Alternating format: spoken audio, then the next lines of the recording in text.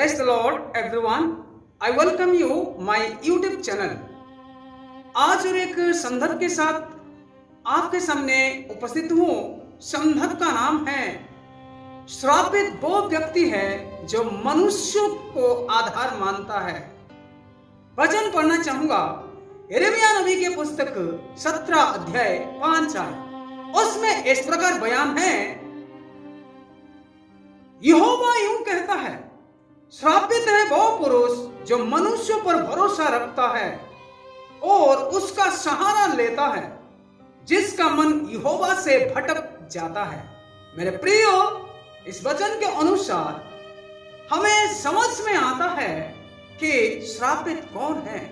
श्रापित वो व्यक्ति है जो अपने ऊपर भरोसा रखता है या विश्वास करता है या मनुष्यों के साधन पर केंद्रित करता है। इस प्रकार व्यक्ति वो कभी भी परमेश्वर पर भरोसा या परमेश्वर को आधार मान के नहीं चल सकता है। मेरे प्रियो, वो व्यक्ति श्रापित है। श्रापित व्यक्ति कौन है?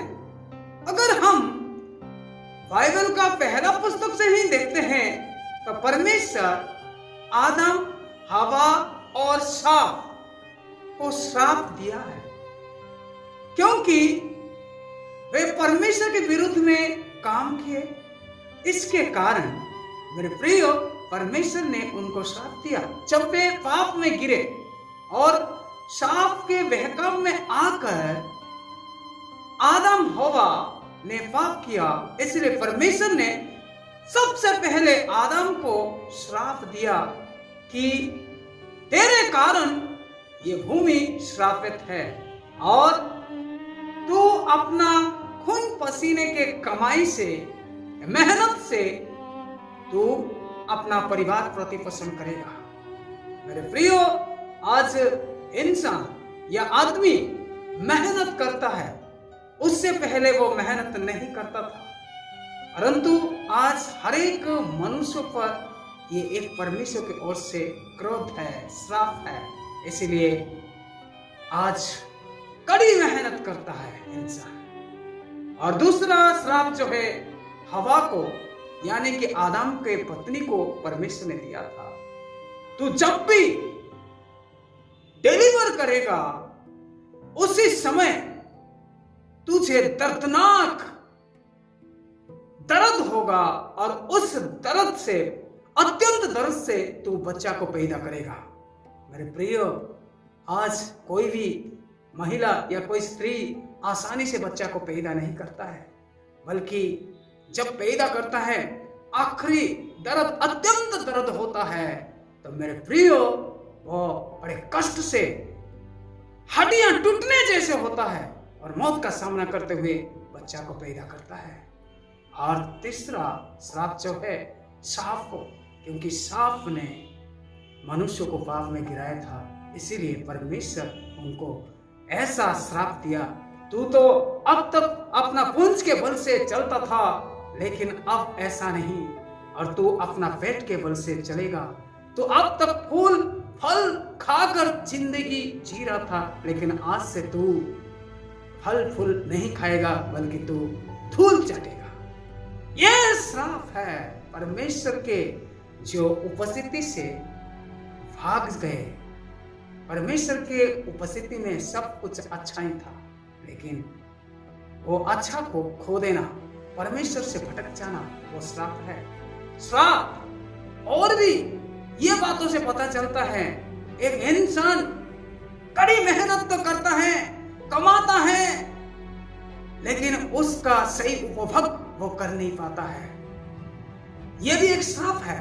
और किसी के परिवार में रोग आता है, बीमारी आता है और ठीक होने का नाम नहीं लेता है, और वो आगे आगे जाकर उस रोग का भी सही पता लगा नहीं पाते हैं, तो ये भी एक पाप है। और एक परिवार में बार बार बच्चा गिरना और बच्चा गर्भ में नहीं आना, ये भी एक श्राप है। प्रियो, ये श्राप लोगों का लक्षण है।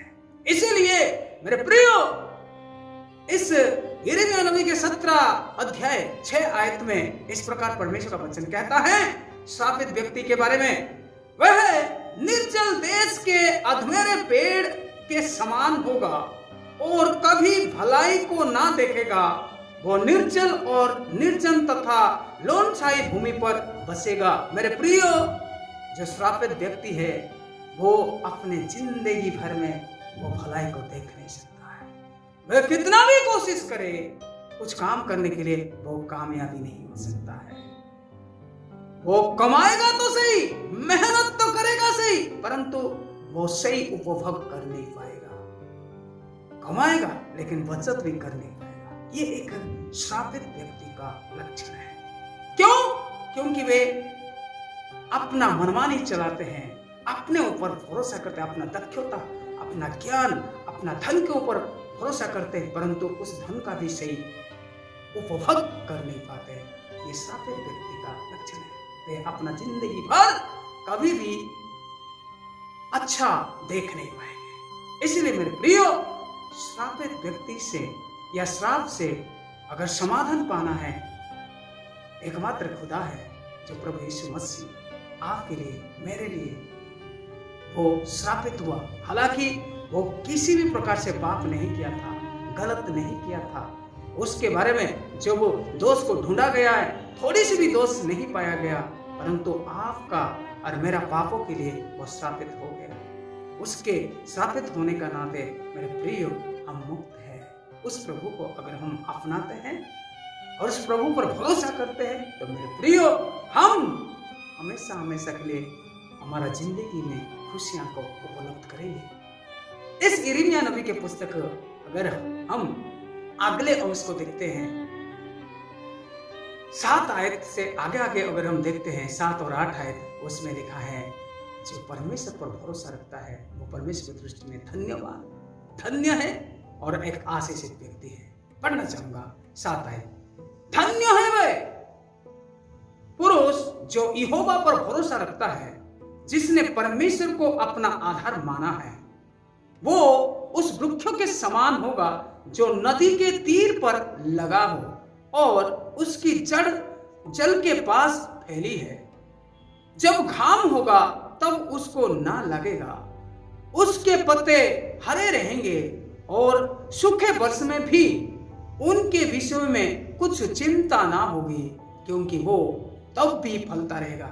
यह है जो कोई परम प्रधान परमेश्वर पर विश्वास करता है। परम प्रधान परमेश्वर कौन है? वह समग्र संसार का सृष्टि करता है। धन और महिमा उसकी ओर से मिलता है।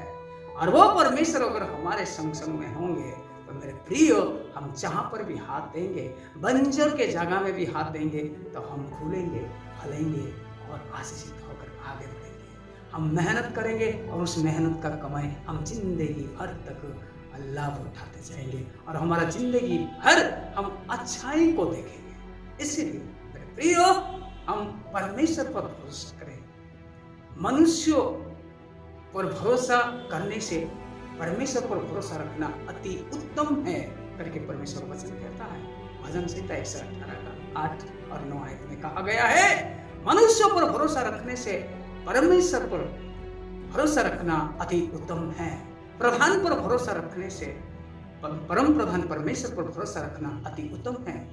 और भजन संहिता अगर 146 भी हम पढ़ते हैं तो आगे आगे लिखा गया है, मनुष्यों पर भरोसा रखना नहीं है, क्योंकि मनुष्य भी एक दिन खत्म हो जाएगा। उसी दिन उनका योजना और कल्पना सारे खत्म हो जाएगा। इसलिए मेरे प्रियो, हम भरोसा रखना है तो वह अनंत समय का, जो अनंतकालीन का पिता है, अनंतकालीन का राजा है, अनंतकालीन का ईश्वर है, उस पर भरोसा रखें तो वो परमेश्वर हमें हमेशा हमेशा के लिए आनंद, शांति, खुशी देते रहेंगे। इसलिए हम भरोसा रखना है तो उस परमेश्वर पर भरोसा रखें, बल्कि मनुष्यों पर नहीं या अपने ऊपर भी नहीं है। प्रभु इस वचन के द्वारा आप सबको आशीष करे। आमीन। Praise the Lord.